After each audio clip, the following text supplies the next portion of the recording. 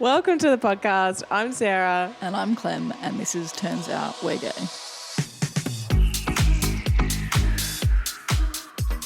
Welcome back. Today we have a really special guest. It's my beautiful friend Torz. Torz sent through a message after our first episode of Turns Out We're Gay, and it really helped shape the entire podcast and the journey we've been on since. I'm going to start with reading that message and then welcoming Torz to the show.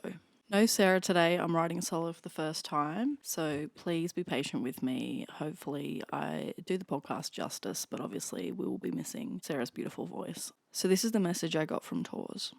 Hi lovely, I've obviously been pretty quiet within the group lately and I've been struggling a little bit with something. I just wanted to say a massive thank you to both you and Sarah, because without actually having listened to your podcast, I probably wouldn't have had the courage to have done it and been open with what I've been struggling with over the past few months. I've been struggling with my own identity and have come to the realization that I'm non-binary. I've just gotten the courage to tell Kay, and I'm going to let everyone know tonight. That's why I've been so distant lately, and I just wanted to say a big thank you and I appreciate you more than words. Welcome. Thanks for having me. So let's start with you just telling everyone a bit about yourself. Who is Torz? I don't know. I think I'm still working out who I am. I'm 28 now and it's been a long journey to get to where I am. So I feel like it's taking a lot longer than it normally would to find out who I am, having hidden parts of myself that I wasn't exactly comfortable with. So I'm 28. I'm a mum of a now 4-year-old little boy. I've recently been working through coming out as non-binary and still discovering myself that way. I'm a friend of Clem's. We met on TikTok. We did. Good old TikTok. I feel like everything to do with this podcast, every guest and every friend and things like that, or Sarah, have all come from TikTok. So it has its highs and lows, but I've definitely got a lot of sort of beautiful friendships out of it. And you have also, your partner you met through TikTok as well. Yeah, we met on TikTok and then we kind of went from there. No, I love that. So our sort of story started, I think I was going live and you were in the comments for a little bit on my live and just other people that were in the circle at the time, and you were commenting on the lives and being super supportive. I remember just always seeing Torz, the name, pop up and being like, gosh, this person's so lovely all the time. They're always so supportive and saying such lovely comments. I'm always interested to know what your first thoughts are when you sort of were coming across my content and my lives and things like that. So for me, I was just working my way into the queer community. So one of your lives was actually the first one that I seen, and that was kind of my gateway into the community. And to kind of have that support. And I found that your lives were really supportive and I learnt a lot from them. And it was just really nice to have that footstep into the community and meet some lovely people that way. Oh, I love that. So you started commenting and, you know, anyone that does lives, you sort of have people that come in and out commenting, but if you have people that come and comment or come and, you know, view in the lives regularly, you start to sort of build a friendship and whatnot. And you started to come in more and more, and it was always like, oh, now Torz is here kind of thing. So it took that sort of step, and then slowly I think you started coming on the lives with your voice every now and then and just sort of dabbling into it a little bit, because we actually bond a little bit as well over both sort of having a bit of anxiety around certain social situations and stuff like that. So you sort of slowly came in, and then I think we started playing Fortnite and things like that, and then slowly sort of building a friendship, which was really fun. And then the first time we met, do you want to tell everyone a bit about that? So the first time we actually met, I think, was at G Flip in Sydney on the Friday concert. And we went to your apartment and went on a live there and made a sign while I was very not sober. Yes. So this was actually, it's quite funny. I was in the early stages of knowing Sarah, and it was when I kind of knew Sarah was going to be someone substantial in my life, but it scared me. So I kind of had, I would say, a bit of a bachelor weekend that weekend where I was kind of like get things out of my system and whatnot, and it was quite a big weekend. I ended up going to G back-to-back Friday and Saturday night. But I think I was just talking on a live one time sort of saying that I was going on Friday and I didn't really have a crew to go with or whatever, and then you'd mentioned that you were going and we kind of teed it up like that, I'm pretty sure. It was a bit of an out there sort of concept, I think, for both of us, kind of just meeting someone that you'd only sort of chatted to online a bit, and I was definitely really nervous. How did you feel sort of coming up to the apartment? And Oh, absolutely terrified. It was my first time meeting anyone I'd met online at all.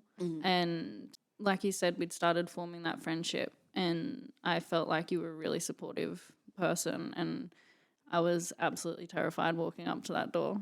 I think I stood out the front for like a minute before I knocked.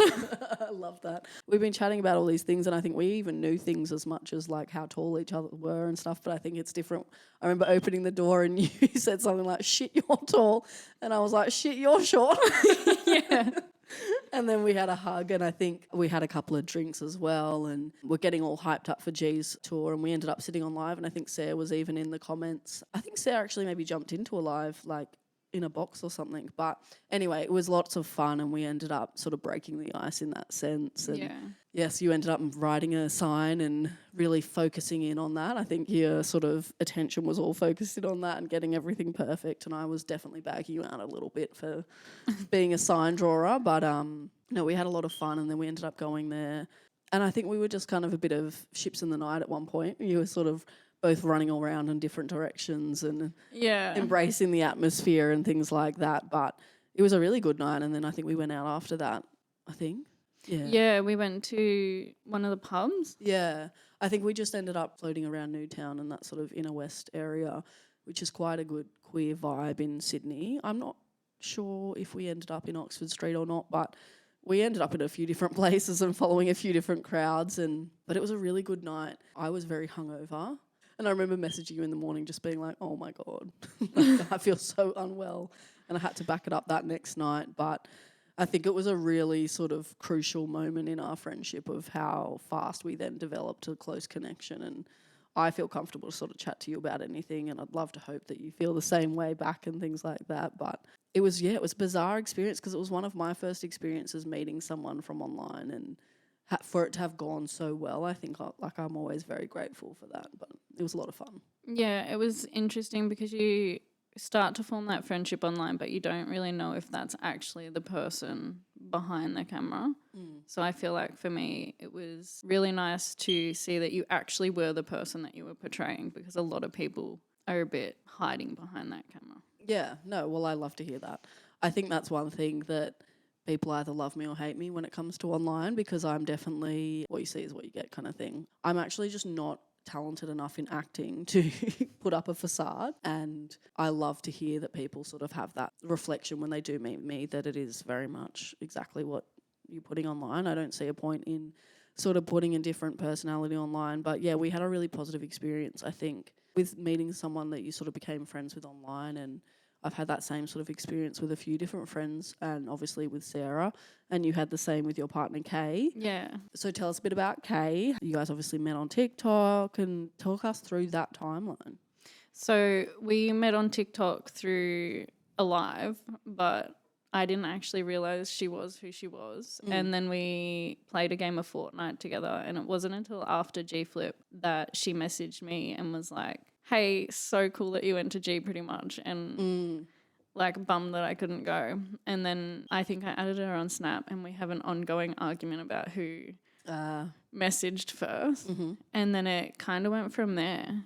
She was kind of the first person that I could have in-depth conversations with that were just open and raw. Yeah. And it was amazing. Yeah. So then obviously being a little bit uncomfortable in social settings as I am, how did you sort of approach that next step of, okay, this is when we're going to meet and how are we going to meet and things like that? That was absolutely terrifying. I think if you guys can remember, I was terrified about going to the airport and picking her up because our first meeting wasn't just going to be like a weekend in Melbourne. We were traveling and I was moving from Melbourne all the way up to Brisbane. So it wasn't just a first date. It was a 6-day road trip with a 4-year-old. Yep. So, yeah, that was intense. But I think it bonded us in ways that I don't think we would have otherwise. Yeah, it's very gay of you. Very queer of you. Yeah, I remember you messaging and talking throughout that process and the timeline sort of counting down to it coming up, and you were very nervous, but it was so exciting. And you've actually made big step recently with them. Yeah, so I think it was a few weeks ago now, I asked her to marry me and she said yes. It's so exciting. Oh my God. Sarah and I that night were like almost crying. We were so happy and so excited for you. And I think obviously when we became friends, I think I was going through a heartbreak. You were sort of going through the dating realm of the queer world. It's sort of first steps in that sense and all of those things you have to navigate there. And we both definitely went through highs and lows. So I think for us to now both be sitting here sort of full circle, I think it was about a year ago that we were sort of going to G. Yeah. To now both be sitting here and having found our person and things like that, it's actually crazy. But we were so happy to hear that and so excited for you. Oh, thank you. I really appreciate you both. It's so funny when you have friends online and from different states and things because you become so close and you don't see each other physically very often. But we were having this conversation off camera just before that we've actually not met Kay in person. I'm still adamant that I have met her. I have been told now by Torz and Sarah that I haven't, but I have a very strong memory of having a hug and seeing Kay for the first time. So I'm not sure where that's come from. Kay, you've obviously been in my dream. I've met you. But I'm going to actually meet her for the first time tomorrow night, and I'm so excited for that.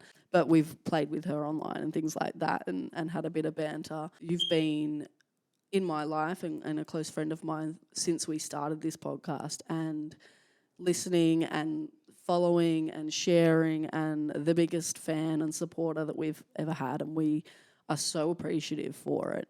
But something happened really special after the first couple of episodes, and we got a really life-changing, I would say, message from you. And it actually like chokes me up and stuff when I think about it, because I remember I think I even did shed a tear that night because I was like, this is the most incredible feeling. Not only that you did message what you messaged, but the fact that you were comfortable enough to share all of that information with us as well. Can you tell the listeners a little bit about the message you sent me and why you sort of sent it? So I think it was after your first episode when you were talking about all the struggles you went through coming out, and I really related to it and realised that that was kind of what I was going through for a second time because I'd been struggling a little bit for nearly 2 months. And it was because of that episode that I got the courage to talk to Kalinda and express how I was feeling and come out as non-binary. And then you guys were actually the second people that I spoke to about that and opened up to about that. I think I will forever be grateful for that support from you guys, because if it wasn't for that episode, I don't think I would have recognized what I was going through. And I don't think I would have had the courage to actually speak to my partner about that, and then to continue going forward with sort of finding myself. And because of that, I've come a long way in the past few months with my own identity. And I'm really grateful for you guys for that. It honestly, it hits like my heartstrings when we talk about it. And I remember reading it and sort of going through the process of what you'd written and sort of, this is what I've realised, and from listening to this episode, and I kind of went on that journey with you of what you were sharing with us. And I love that, you obviously know that we've both been through our own process of figuring out ourselves, and you figured out you were queer and you went through that whole process, and we all sort of bonded over that. But then for you to take what we were talking about and have it relate to you in a different manner and connect with you and encourage you and support you in figuring out who you are, for me it was just so amazing, and something that I was really proud of, that we've made content and we've shared our stories in a way that people can connect with in relation to their own story. And I was so proud of you, and I remember sitting there saying, Torz is one of the bravest people I know, not only through that particular topic, but just in general from the life you've lived and the processes you've gone through. And we're honestly your biggest fans.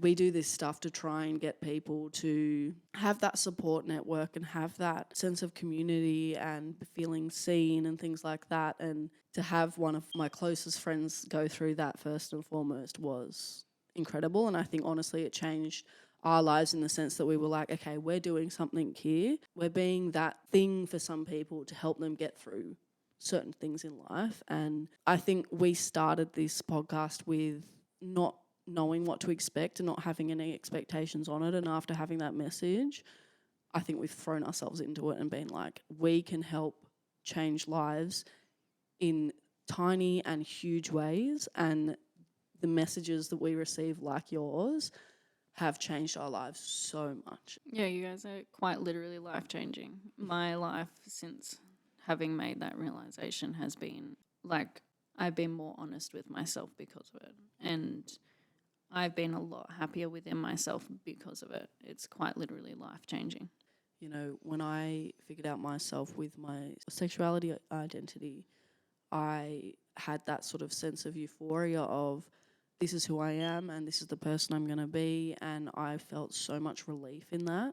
So the fact that anything I've done or said has helped you achieve that in any way is just, yeah, it honestly still blows me away. But I'm so glad that you are in the position you're in now and you're feeling so happy within yourself, because there's literally nothing you shouldn't be happy about. You're the most amazing person ever. We love you so much. So you started to figure this out. How did you approach that? How did that go in terms of, like, take aside any of the messages and us and stuff like that? Talk about your sort of process of what kind of made you start to think about this or address it, because it might have been something that was sort of sitting there that you just hadn't addressed. What kind of process did you go through with that? There's a song by G Flip. It's called Girls and Boys, I think. Mm-hmm. And it talks about not feeling like either. And I think I heard that for the first time while I was listening to Spotify, and I think it really hit me that as a kid, that's how I felt. I feel like you don't really feel like either. And honestly, everyone's experience is going to be different. But for me, I don't want to change who I am physically or otherwise, but I don't feel like a girl and I don't feel like a boy. There are days where I want to wear a dress and get all pretty. And then there's days where I want to chuck on an oversized shirt and a pair of jeans and walk out of the house. Like, it's just that you don't feel like you fit in either box. And I think that's the hard part, is you see like a lot of feminine girls and a lot of masculine girls. And you can sit there and look at it and be like, maybe I'm just a STEM, but I'm not, because I don't feel like either. Yeah. Like, those girls still feel like girls. Yeah. And I don't feel like either. I just feel like me. Yeah. I love that. One thing you touched on there was that it was a G Flip song, and that's obviously how our friendship sort of developed and we became close, obviously connecting over that. How much does it help having people like G in the media and publicly pushing the narrative of non-binary and helping people understand that? Look, I think it's just as important as I've found this podcast to be. It is having that person and knowing that you are not alone. And I think for someone just working out who they are, that is the most important thing. The comments that you get and stuff just from being who you are is hard enough without having someone to look up to. And I think having G gives you that person that you can look at and be like, no, I am important, and what they're saying is harsh, but it's only as harsh as I let it make me feel. Like, I love that. I dress a little bit more tomboy, and when we're out and about, I sometimes get misgendered. Sometimes people call me, when we're in Bali, everyone was calling me sir. And when we're out and about, before someone sees my face, or sometimes when they've seen my face or whatever, they'll misgender me, and it's quite a strange feeling. And it's something that you kind of go like, oh, like, hang on a second, like, this is how I identify or whatever. Being in the position you're in where you don't feel like you identify as either, that would happen a lot, I guess, misgendering and things like that. How does that sort of make you feel in those moments? I feel like it makes you feel less. I feel like the only way to describe it is you feel like less of a person. Like, that person is looking at you, and then when you have to correct them, you can see the look of judgment past their face. And I think that's the hardest part. I think being misgendered as a non-binary person is hard because everyone's still getting to know those pronouns. Like we grow up with he and she, and it's hard for a lot of people, especially the older generation, to see people who don't identify with either. And then based on what they're dressed in, like there are a lot of people out there who dress more masculine, or you've got biologically men who dress more feminine. That can break a person, really. Like it only takes that one person to misgender you for you to look at yourself and be like, I feel like less of a person. So what would your sort of tips and advice be to people who have someone in their life that has come out as non-binary? What do you think the best ways to go about that to make them feel as comforted, supported, seen? To ask them who they are. I think the most important thing is not to criticize yourself too harshly if you misgender them. As much as it does hurt the person, if you stop and say, look, I'm sorry, or rephrase the sentence as soon as you've realised, that can go a long way. It takes time to get used to someone's new pronouns, especially when you've known them for X amount of years as that pronoun. But I think it means a lot to a person to see you putting in effort. And it's the lack of effort that hurts people. So to support them, you need to put in the effort to learn who they are, especially when they're only just finding out who they are. Yeah.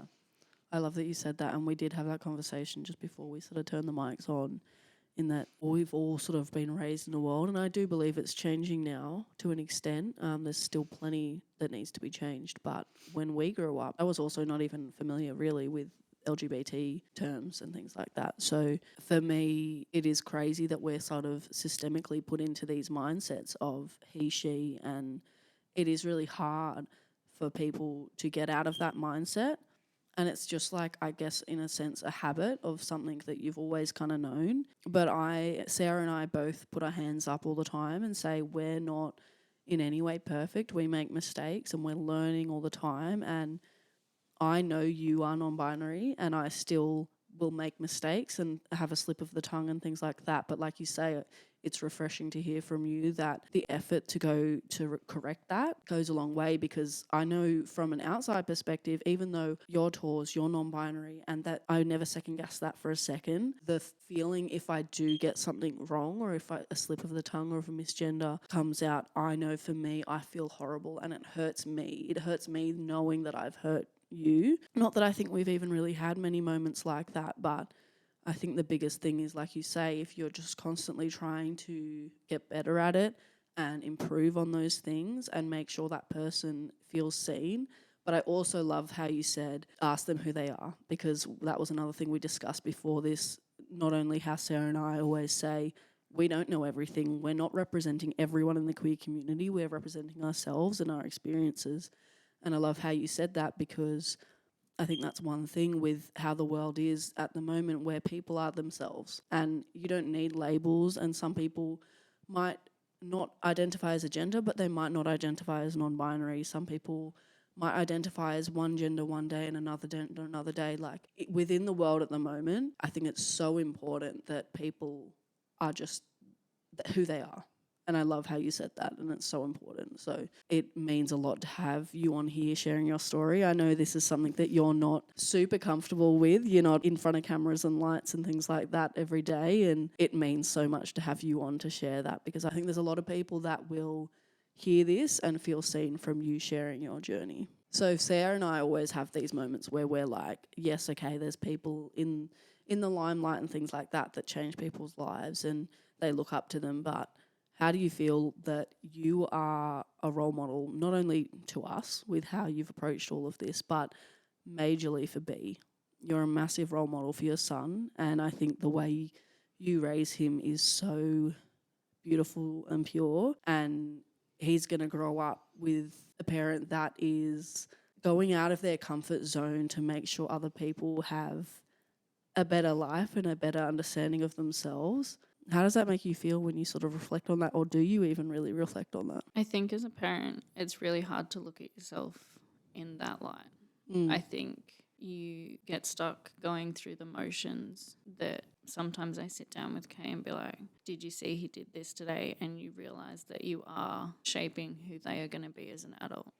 So everything you say and do, they are absorbing. They're little sponges. So it can be just an out-of-field comment that you've made and you haven't even realised that they're listening. They pick up on that. That's why it's so important to continually improve yourself and continually focus on getting to know yourself better so that you can show them how it is to love yourself. Because I feel like life is a constant journey where you are constantly changing and having to relearn to love yourself, especially in the queer community when you are coming out and everything is changing. So how it was for us to come out is going to be different for the future kids to come out. And I feel like looking at it, we're shaping how he interacts with people and whether he's part of the queer community or not. When he gets older, we are shaping the reactions and the way he treats people within our community. And I think it's really important to look at your parenting and see how you are shaping them. Absolutely, and I think you're raising a very amazing human, and I can hear when we're gaming, just when he's sort of interacting with you, how much he loves you and how, regardless, like you say, whether he's in the queer community, whether he's not, you know, however he identifies growing up, he's going to be an amazing human, and it's going to be because of the amazing parent he has and the amazing role models he has, not only like you, but like Kay and all the people that you sort of put around him in his life. And I'm really excited to see him grow up, be such an important person in your life. How did you go before you met Kay, or also including, you know, getting to know Kay, dating? When you're dating in the queer community, I think you need to be open and upfront and not hide the fact you have children.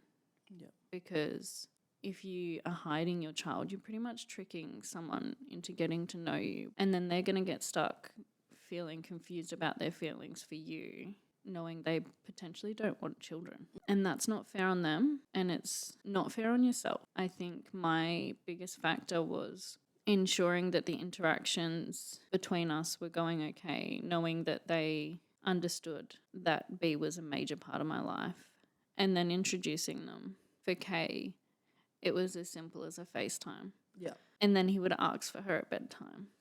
And he would jump in on conversations and he would tell her about his day and ask her about her day. And then I think the moment that really shook me was like when we met, we came back to the hotel and B was at the hotel because my mum's wife hadn't left quick enough and she had him. So he was there. And he got so excited to see her. And I was like, okay, I've made the right decision. Yeah. And then we reached Byron Bay in our trip. And I've got a photo of her burying him in the sand. And that's just become my default happy memory now because I looked at that and I was like, I can't wait for forever with these two. When you're having a bad day, that's what I think of. Because you build a relationship with someone, they've also got to build a relationship with not only you, but your tiny human. Yeah, absolutely. And you've got to make sure that they're going to have a positive impact on their life as well. Yeah. How important has Kay been in your whole coming out process of non-binary? She has been the most supportive person. I'll have days where I'm just struggling with myself and she will literally pick me up. She can see it and she'll pull me aside and she will literally turn around to me and be like, don't shut down on me.